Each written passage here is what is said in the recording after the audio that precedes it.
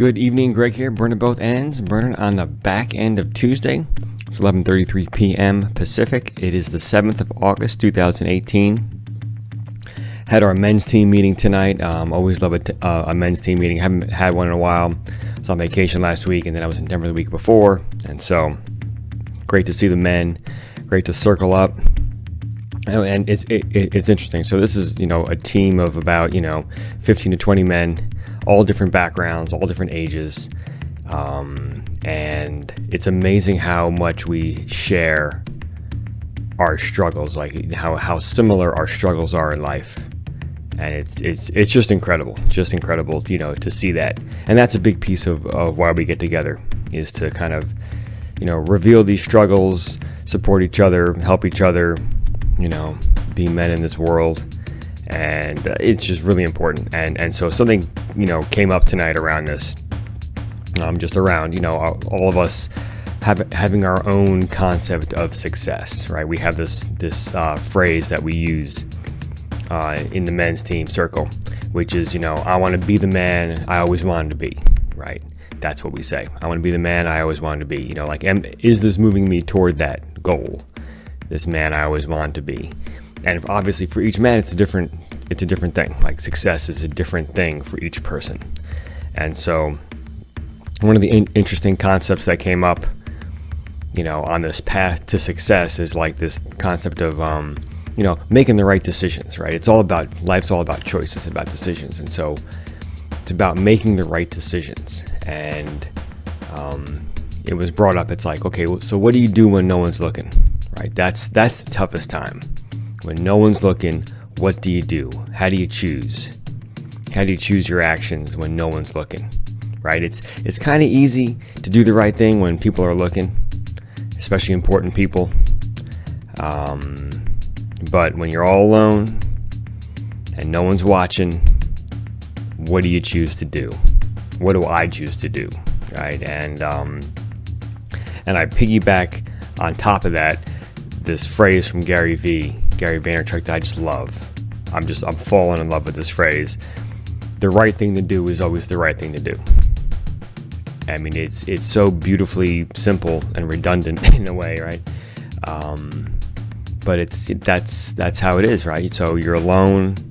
You can go over there and kind of maybe go toward addiction, or go toward, I don't know, kind of a past programming, whatever it is, or you can move in this positive direction. That's towards, and I'll use the example of the men's team, the man I always wanted to be, right? The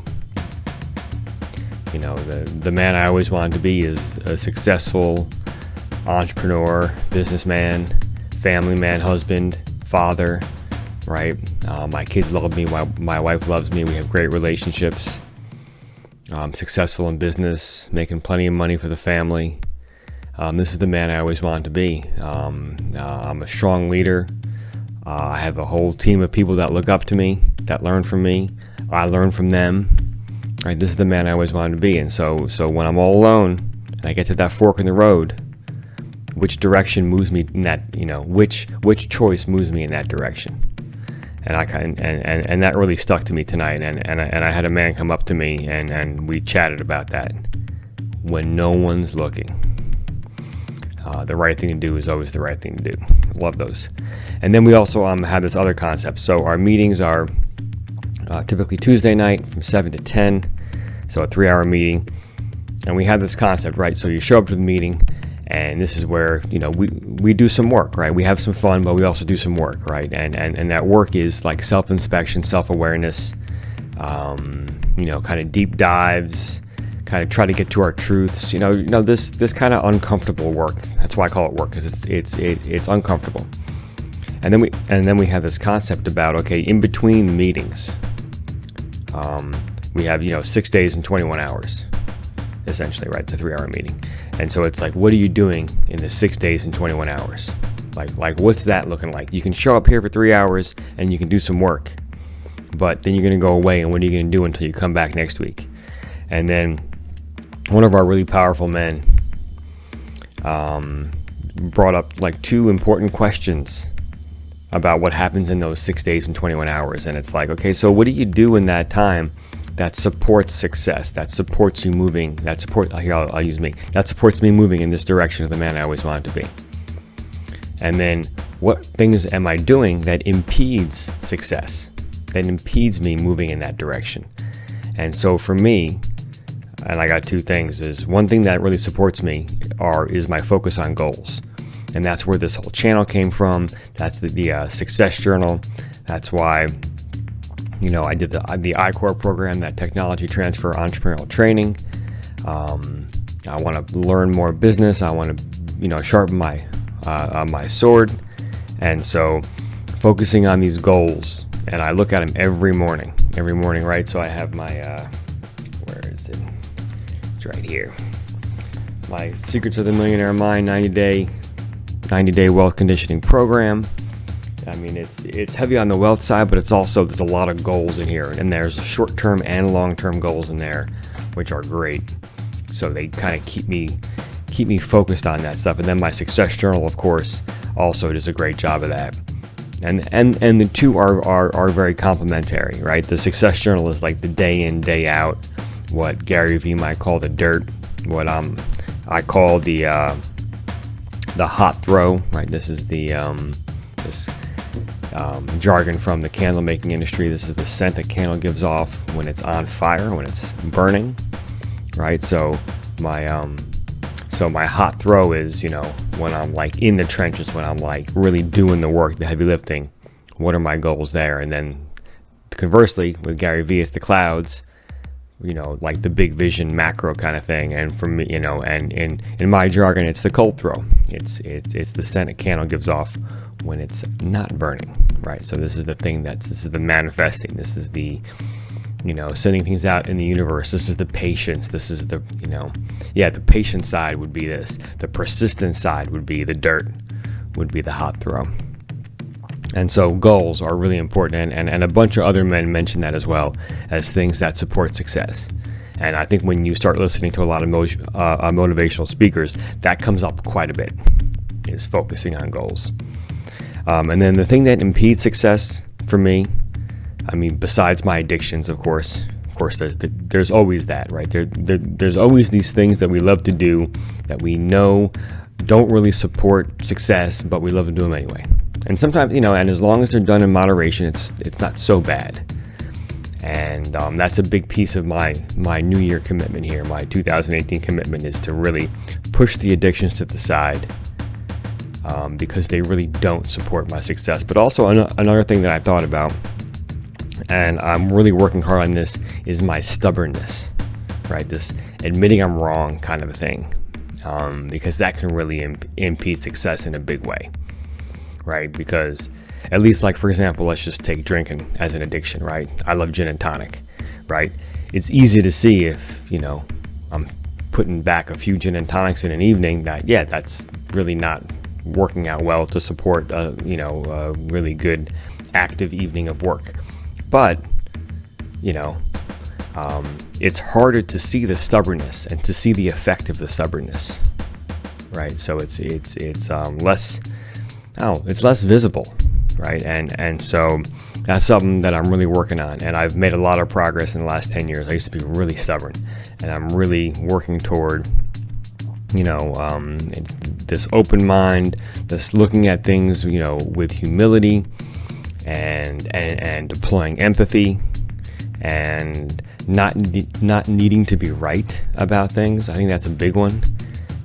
Being okay with being wrong, admitting I'm wrong, and what I've learned, and in my experience, and also what I've read as far as leadership goes, because that's a big piece of what I as this man I always want to be. Excuse me. Is being vulnerable is a very powerful leadership quality, because it creates connection, right? If I try to walk around as a leader, and I think that I'm always right and I'm always making the good calls, and it doesn't work that way, because that cannot possibly be true, right? There must be times where me as a leader, where I make mistakes. And admitting those mistakes, especially with the team, and then asking for help to solve problems or to solve things that were a result of those mistakes, these are critical. This is where real strength in a team is built.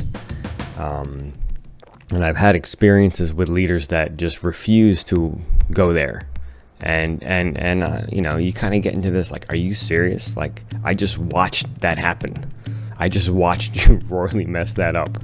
Not intentionally, but it just happened, right? It was, a series of maybe some poor decisions, and maybe you were doing the best you could as my leader, but you still made these poor decisions.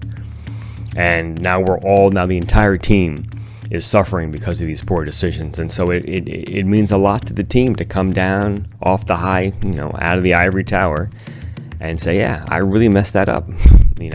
How can we as a team work better next time so that way I don't make those poor decisions? Yeah, that's talk about empowering, folks and